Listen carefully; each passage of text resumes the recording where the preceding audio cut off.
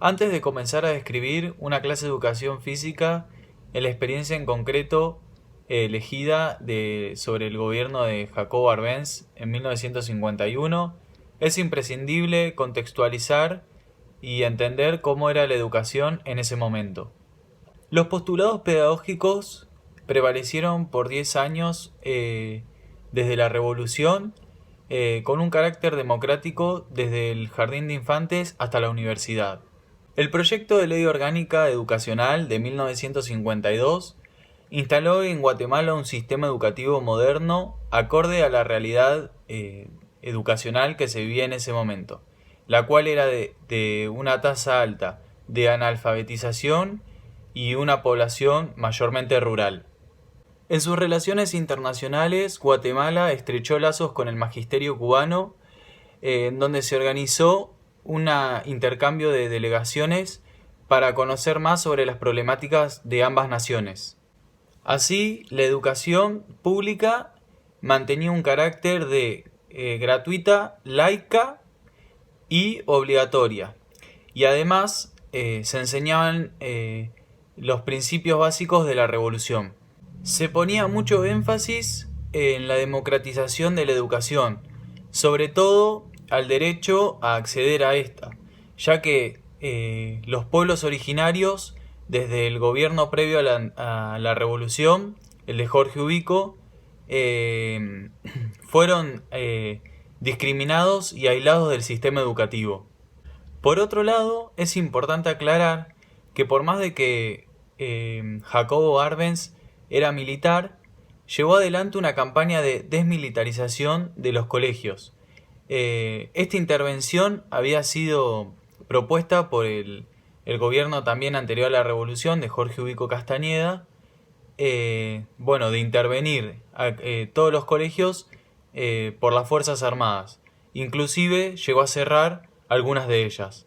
También cabe aclarar que en el país existían colegios privados y estos estaban bajo la influencia de la Iglesia Católica y eran más que nada para los grupos privilegiados de la nación.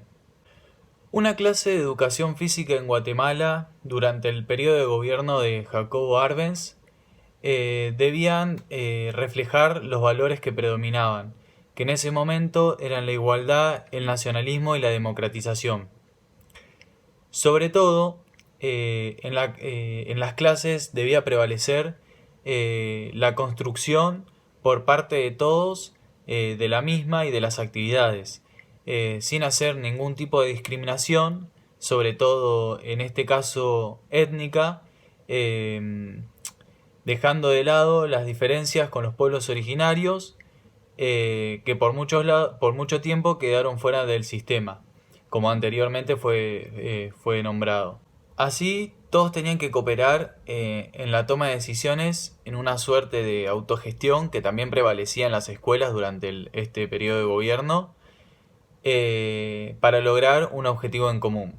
Además de promover el nacionalismo a través del reconocimiento de los pueblos indígenas y su inclusión, quienes eran de cultura maya, también se vería reflejado al encontrarse izada la bandera guatemalteca como símbolo patrio y nacional en el patio donde se da la clase de educación física.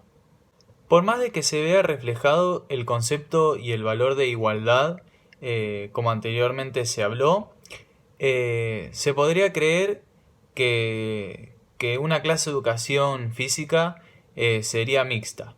Por más de que la educación sí lo era, ya que se necesitaba alfabetizar masivamente, en las clases de educación física habría una distinción entre las actividades que realizarían las mujeres y otra que realizarían los varones.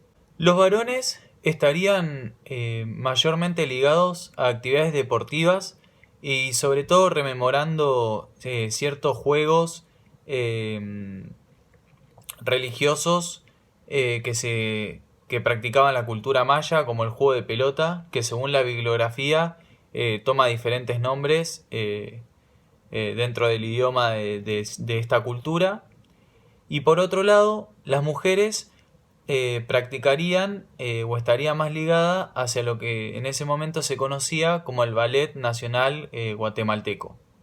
Aquí me parece muy importante nombrar que el encargado en ese momento de la difusión del ballet en Guatemala estaba a cargo del ruso Leonid Kachurovsky, que luego del golpe de estado del 54 hacia la presidencia de Arbenz tuvo que huir junto a su esposa a Bélgica por ser acusado por Estados Unidos de infiltrar información a Guatemala de la Unión Soviética. Para finalizar este video, me parece importantísimo volver a recalcar que por más de que Jacobo Arbenz era militar, las actividades de educación física no aparecerían o no predominarían justamente actividades militares o con connotación militar, ya que su objetivo principal era desmilitarizar a las escuelas desde el momento que asumió el cargo. Que, bueno, estas, como se contó anteriormente, habían sido intervenidas por las Fuerzas Armadas por orden del presidente anterior a la revolución, Jorge Ubico Castañeda.